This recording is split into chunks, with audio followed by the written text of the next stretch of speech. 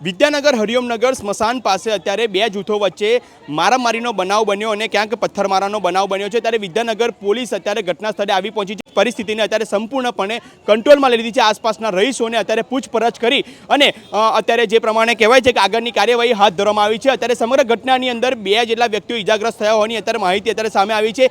એક વ્યક્તિ ધવલ નામનો વ્યક્તિ છે, તેને માથાના ભાગે ગંભીર ઈજા પહોંચી છે, ત્યારે તેને કરમસદ મેડિકલ હોસ્પિટલ ખાતે લઈ જવામાં આવ્યો છે। ત્યારે અન્ય એક વ્યક્તિ જે છે તેને અત્યારે પોલીસની ગાડીમાંથી અત્યારે હોસ્પિટલ લઈ જવાની કહેવત હાથ ધરવામાં છે। સમગ્ર જે પોલીસનો જે કાફલો છે તે અત્યારે અહીં આગળ ખડકી દેવામાં આવ્યો છે। હું આપને દ્રશ્યો બતાવવાનો પ્રયત્ન કરું છું। અત્યારે જે સમગ્ર પોલીસ છે ત્યાં આગળ અત્યારે ખડે પગે અત્યારે ઊભી રહી છે।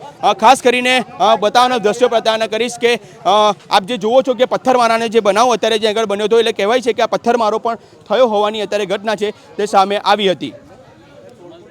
અત્યારે જે વિદ્યાનગર જે પોલીસ છે તે અત્યારે પોલીસ ઘટના સ્થળે પહોંચી છે, પરંતુ જે પ્રમાણે કહેવાય છે કે બે જૂથ કોણ કોણ હતા તે હજુ આગળ તપાસનો વિષય છે। પરંતુ બે જૂથો વચ્ચે જ્યારે મારામારીનો બનાવ બન્યો છે, પથ્થરમારાની ઘટના પણ અત્યારે સામે આવી છે, ત્યારે વિદ્યાનગર પોલીસ અત્યારે આગળ આવી પહોંચી છે અને સંપૂર્ણપણે પરિસ્થિતિ છે તે કંટ્રોલમાં લઈ લીધી છે। અને સાથે જ કહેવાય છે કે બાઇકોને એટલે વ્હીકલોને પણ ક્યાંક તોડફોડ અત્યારે કરી હોવાની ઘટના પણ સામે આવી છે। આપ જે દ્રશ્ય જુઓ છો ત્યારે કે વિદ્યાનગર પીઆઈ ડી.આર. ગોયલ સહિતની જે ટીમ છે તે પણ ઘટના સ્થળે આવી પહોંચી છે।